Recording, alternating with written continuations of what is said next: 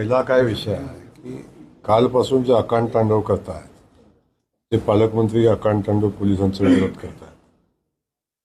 आजपर्यंत पोलिसांची सेवा घेताना बरं वाटत होतं. 5-5 पोलीस गाड्या मागं पुढे घेऊन पोलिसांची हॅरेसमेंट करणं, चौकामध्ये जर पोलीस नसला तर ते सस्पेंड करणं, कुठल्या गोष्टी एका देवाचं दर्शन घेत असताना अख्खा शहराला वेटीला धरणं.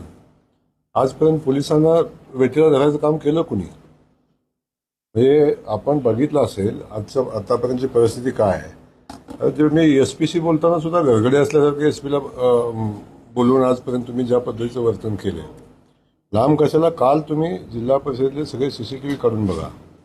ज्या पद्धतीनं पालकमंत्र्याची एंट्री, काय स्टाईल, आणि त्या स्टाईलमध्ये ज्या पद्धतीनं पोलिसांच्यावर त्यांनी शिव्याचा भडीमार केला, ज्या पद्धतीनं पोलिसांना काय रे, कोण आहे रे, माज आलाय का, मस्ती आली का, बघून घेईन, काय रे, काय बघतोस, का थांबलायस, कशा बोल इथं आलाय, हे कोण बोललं काल?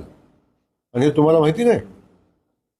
ज्या स्टाईलनं आपण पोलिसांशी वर्तन केलं, आणि मला एक सांगा, प्रशासनाच्या अधिकाऱ्यांशी ज्या पद्धतीचं वर्तन केलं, हे कुठल्या लोकशाहीचा संकेत? आणि हे लोकशाहीचं कोण सांगतं लोकशाहीच्या गप्पा मारतं? काल ज्या पद्धतीनं आपण ही निवडणूक होती ना, तर निवडणूक होती, जिल्हा परिषदेच्या गेटच्या आत जायचं कारण काय होतं? जिल्हा परिषद सदस्याची निवडणूक होती ना, काय कारण होतं त्यांचं आत जायचं? अधिकाऱ्यांना दमबाजी करायची. आजपर्यंत जिल्हा परिषदेत कधी बैठक लागली नाही, काल कशी बैठक लागली? आणि हे सगळं करत असताना आपण ज्यांच्यावर 307चे गुन्हे दाखल आहेत त्यांना हाताला धरून तुम्ही कसं काय नेतात? आणि आपण काल एवढं सगळं सांगत होते की खोटा गुन्हा दाखल केला, खोटा गुन्हा दाखल केला, खोटा गुन्हा दाखल केला. माझा सवाल आहे, काल तुम्ही गुन्हा कुणी दाखल केलाय म्हणून का नाही सांगितलं? सगळं सांगितलं, गुन्हा दाखल केला. गुन्हा कुणी दाखल केला? गुन्हा दाखल केला जो सदस्य ज्या सदस्याच्या वडिलांना त्यांनी गेल्या 45 दिवसापासून डांबून ठेवले, तो राष्ट्रवादीचा सदस्य आहे. ज्यांनी गुन्हा दाखल केला तो राष्ट्रवादीचा पदाधिकारी आहे. आता नव्यानंच पक्षात घेतलाय त्यांनी, आणि तो त्यांच्यासोबत त्यांनी गुन्हा दाखल केलाय. इथं भारतीय जनता पक्षाचा संबंध आला कुठं? का तुम्ही भारतीय जनता पक्षावर आरोप करताय? संबंध आला कुठं? तो तुमचा पक्षांतर्गत विषय आहे. पक्षामध्ये तुमचा चाललंय. आणि वडिलांचं अपहरण झालं, मुलगा सांगतोय, आम्ही थोडं सांगितलं त्याचं अपहरण झालं म्हणून. तेव्हा काल 3 वेळा दोन्ही मंत्री ठासून सांगत होतो लोकशाहीचा खून केला, खोटे गुन्हे दाखल केले, खोटं हे केलं, खोटं ते केलं. अरे कुणी केलं?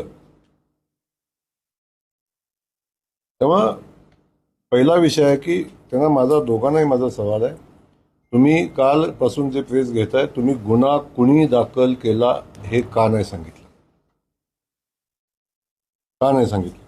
आणि एवढी लोकशाहीची पूजा करता तुम्ही, तर मग तुमच्या सदस्यांवर विश्वास नव्हता, 45 दिवसापासून का डांबून ठेवले होते?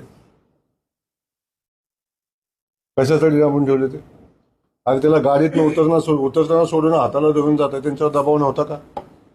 प्रेशर नव्हतं का? ही लोकशाही आहे का? मतदानाला माणूस जेव्हा जातो तेव्हा मतदान केंद्रापासून किती लांब थांबायचं असते? कुठं होतं 100 मीटर? कुठं होती लोकशाही?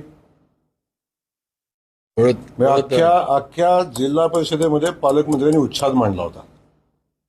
पोलीस पासून अधिकाऱ्याच्या पासून सगळ्यांना जी शिवीगाळ ज्या पद्धतीने केली, अख्ख्या जिल्हा परिषदेमध्ये उच्छाद मांडला होता. ही निवडणूक आहे? अशा पद्धतीच्या निवडणुका होतात? तुम्ही यशवंतराव चव्हाण साहेबांचा विचार आम्हाला शिकवता, त्या यशवंतराव चव्हाण साहेबांच्या जिल्ह्यामध्ये या पद्धतीचा पालकमंत्री कसं काम करतो? आजपर्यंत आपण सगळ्या गोष्टी सांगताय की आम्ही हे केलं, भाजपनं हे केलं, भाजपनं ते केलं. तुम्ही काय केलं? काय चाललंय पाटणमध्ये? काय चाललंय वाईट? हे कधीच आपण बघितलं पाहिजे ना.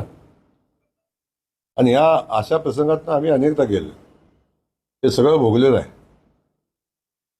पेरलेलं कधी उगवतं.